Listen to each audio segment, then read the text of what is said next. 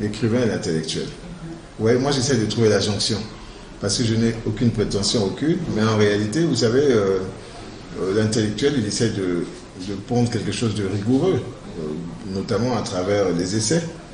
C'est une théorie, un argument qu'il place, qu'il fortifie. Mais l'écrivain, il est dans l'imaginaire.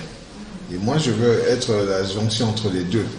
En réalité, je veux laisser une grande place à l'imaginaire, mais bon, j'ai l'impression, c'est-à-dire que depuis, dans le fil des temps, je me suis surpris peut-être à essayer de faire les deux. C'est-à-dire que vous avez l'imaginaire, vous avez un roman, mais c'est aussi un argument, c'est une idée force, et après vous l'étayez avec une certaine position qui vous est propre. Donc voilà, quelque part, j'essaie de trouver le juste milieu. Vous pensez qu'un écrivain n'est pas forcément un intellectuel? Non, mais je pense à un excellent.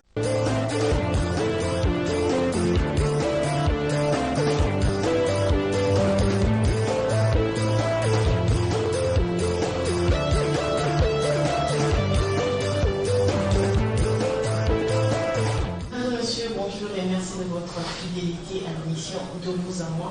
Nous avons l'honneur de recevoir aujourd'hui Ferion Desakis. Il est écrivain, poète en poétique congolais. Aujourd'hui, nous parlons de son roman Frika, Pèlerin des âges.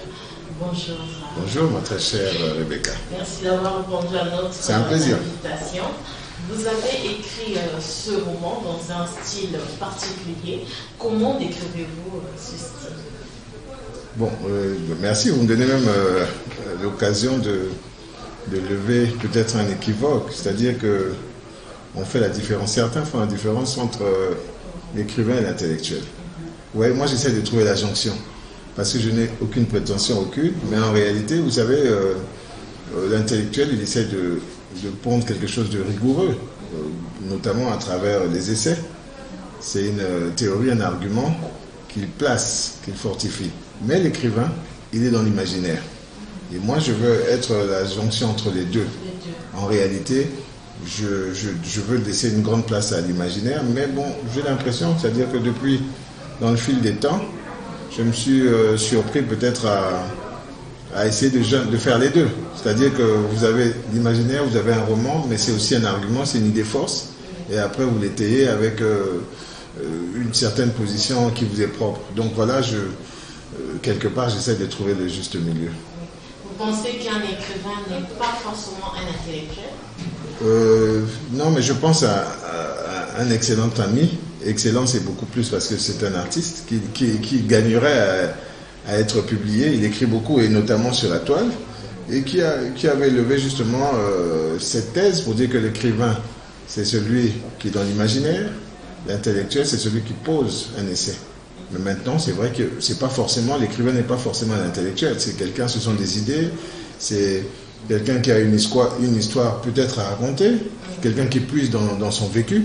Il n'est pas forcément intellectuel. Vous savez, tout le monde a quelque chose à dire. La tradition, elle ne veut pas qu'on soit vraiment dans l'intellectualisme. Mais l'intellectuel, c'est celui qui justement veut étayer un argument, un argumentaire, une raison. Il veut vraiment la soutenir. Ouais, c'est ça en quelque sorte la différence. Dans ce roman, vous rendez hommage au savoir-faire africain et à l'Afrique en général, mais on sent aussi que vous êtes très cultivé. Est-ce que vous avez fait des recherches particulières pour écrire ce roman, ou bien vous êtes contenté d'écrire ce qui vous venait à l'esprit par rapport à votre culture générale? Non, forcément, j'ai fait des recherches. Mais par rapport au côté africain, laissez-moi vous rappeler que je suis un diopien. Ça veut dire un partisan, on va dire, sans esprit de parti, hein, parce que vous avez rappelé que je suis un homme politique, mais je suis très fier de l'œuvre de Cheikh Anta Diop. Je m'en suis largement inspiré, où naturellement on prône cette grandeur de l'Afrique, cette immanence et cette prédominance de l'Afrique dans l'humanité. En fait, c'est des choses qu'on oublie parce qu'on a passé on est passé à travers des siècles d'esclavage, et on oublie que la race noire était à l'origine de tout. Ça, c'est la thèse de Cheikh Anta Diop. Donc, naturellement, beaucoup de lectures.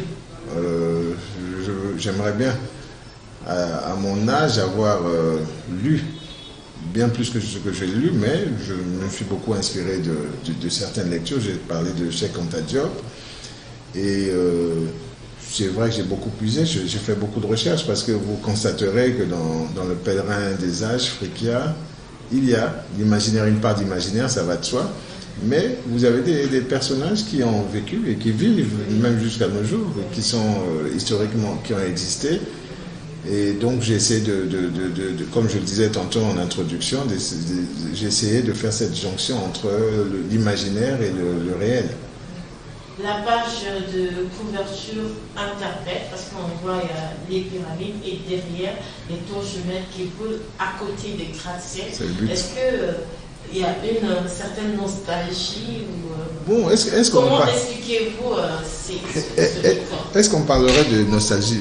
Peut-être mélancolie, oui, vous pouvez avoir raison, ou même tristesse en réalité. Mais il s'agit là entre ces deux symboles, il y a des millénaires en fait, qui se sont écoulés.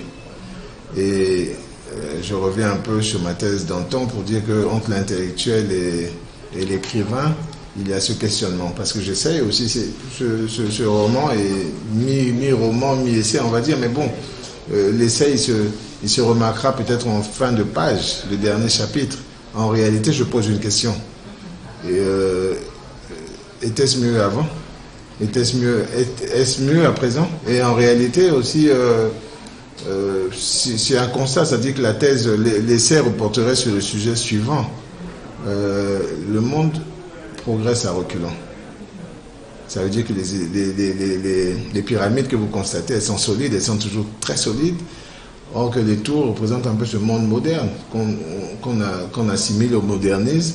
Mais la question que je me pose, c'est est-ce qu'aujourd'hui on a mieux construit, est-ce qu'on a mieux réfléchi aujourd'hui, est-ce qu'on est plus intelligent qu'hier? Parce qu'hier on faisait des pyramides qui après des millénaires tiennent toujours. Mais ce que l'on met sous le vocable du modernisme aujourd'hui paraît plutôt léger. Donc c'est ça mon questionnement et l'essai, je voulais aller beaucoup plus dans ce sens. Vous avez choisi de parler de l'immortalité, un sujet qui fascine l'être humain depuis la nuit des temps. Est-ce que vous pensez que l'homme serait plus heureux s'il découvre le secret de l'immortalité? Bon, ce qui est sûr, c'est que